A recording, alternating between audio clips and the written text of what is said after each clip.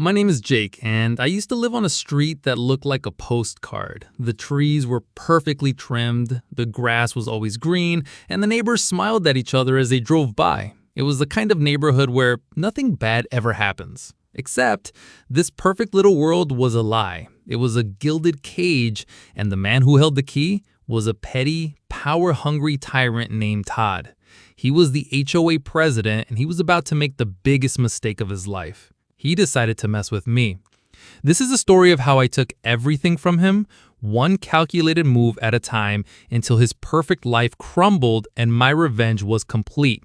If you've ever felt the sweet, slow burn of injustice, if you've ever been underestimated by someone who thought they were smarter than you, you're in the right place. Hit that subscribe button right now and join the community that believes in justice, karma, and a little bit of glorious revenge.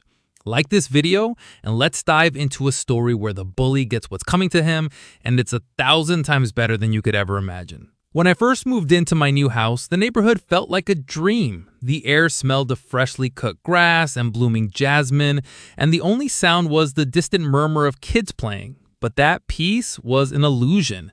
It was a fragile facade, and the man who protected it, the man who ruled our small kingdom, was an absolute dictator. His name was Todd. He wasn't big or imposing. He was a middle-aged guy with a perpetually smug grin, a receding hairline, and a gut that strained against his tucked-in polo shirt. He ran our homeowners association, or HOA, like his own personal fiefdom. We were in a community to Todd. We were his subjects. The first hint of his tyranny was a letter I received 2 weeks after moving in. It was a stark white envelope with the HOA logo printed in the corner, and it felt like an official government document. Inside was a fine, a $200 fine. The reason? Failure to retract refuse receptacles from the public right-of-way within a reasonable time frame. In other words, I left my trash cans out a minute past 9 a.m. on garbage day. It wasn't just a rule, it was a weapon, and Todd was an expert at wielding it. I decided to be the bigger man, and I paid the fine and moved on. The next month, the letter arrived again. This time, my offense was a new backyard fence. The color was a shade lighter than the approved palette because the correct stain was on back order. The fine? A cool $500. I went to Todd's house to talk to him, to be reasonable. I showed him the receipt for the stain and the email from the supplier. I explained the situation calmly, thinking he was just a man with a passion for order. But the man who stood before me wasn't a pillar of the community. He was a gatekeeper, a monster who thrived on control.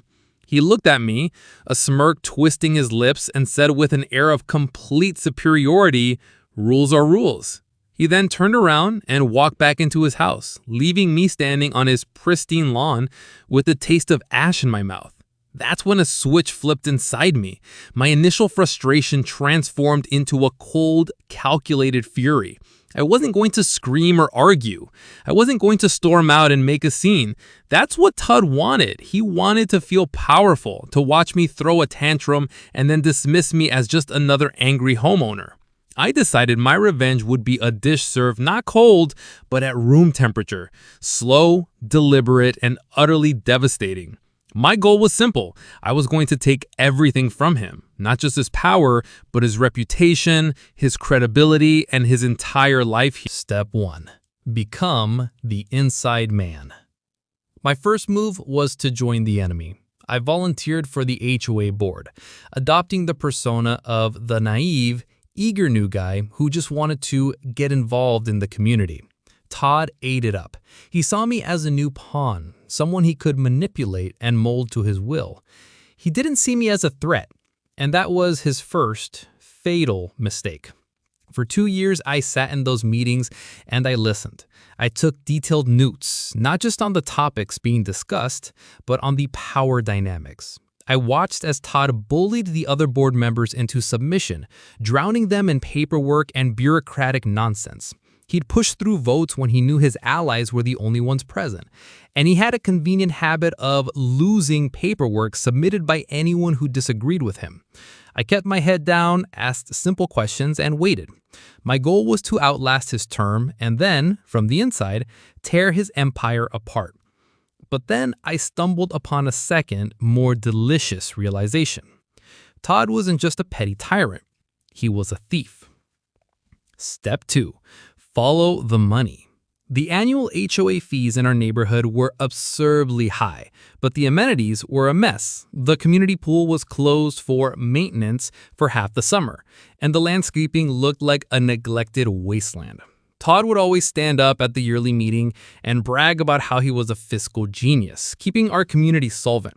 My gut told me he was lying. As the new board member, I had an excuse to start poking around. I asked to see the budget, and Todd laughed it off, saying, "Don't worry, I've got it under control." It was a dismissive wave of his hand, a clear sign that he had something to hide, but he couldn't brush me off for long. I filed a formal request for the financial records, which, by our own HOA rules, he was required to provide. When a week passed with no response, I started talking to my neighbors. I went door to door, not asking for help, but just listening. I heard stories about how Todd had used HOA funds to install a new patio at his house. One neighbor, an older woman with a piercing stare, told me she saw Todd's kids at the community pool with their friends during the supposed maintenance closure. The more I listened, the more I realized Todd's arrogance had been his downfall. He wasn't just a bully, he was a thief, and he was getting sloppy. Step 3. Build the case. Armed with suspicions and a growing pile of anecdotal evidence, I filed a formal complaint with the HOA board. Todd couldn't ignore it. With a forced smile, he finally handed over the financial documents, but they were a complete mess. Invoices were missing, payments weren't mislabeled, and some expenses were just bizarre.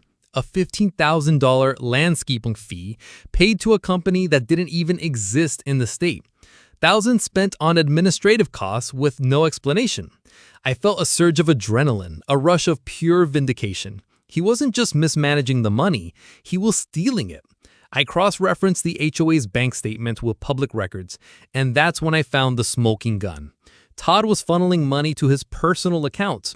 Even better, I discovered he had been inflating contractor fees, pocketing the difference, and splitting the profits with his buddy, a shady contractor who handled most of the HOA's maintenance. The more I dug, the more the beautiful, damning truth emerged. I compiled everything into a detailed report with spreadsheets, photos of his unpermitted patio, and notarized statements from over a dozen neighbors. It wasn't just a case, it was a masterpiece of legal and social engineering. Step 4. The coup. The annual HOA meeting was usually a sleepy affair. A handful of retirees and a few busy parents would show up, listen to Todd drone on, and then go home. But this time, I made sure things would be different. For weeks, I went door to door, not revealing the whole plan, but simply whispering a few key details. We need to do something about the budget, and Todd's been up to something. I stirred just enough anger and curiosity to make sure people showed up. On the night of the meeting, the room was packed. Todd, seeing the crowd, puffed his chest out a little more, grinning from ear to ear. He started the meeting like he always did, droning on about how much he sacrificed for the community and how difficult it was to manage the HOA. I felt the tension in the room, and I knew it was time. I stood up. My voice was calm and steady, betraying none of the satisfaction simmering beneath the surface. "Todd," I said, "could you please explain some of the discrepancies in the budget?" He laughed nervously, a sound that cracked in the packed room. "I don't think this is the time or place," he stammered. My voice remained even. "Actually, Todd," I replied, "it's the perfect time." And then I began to hand out my report.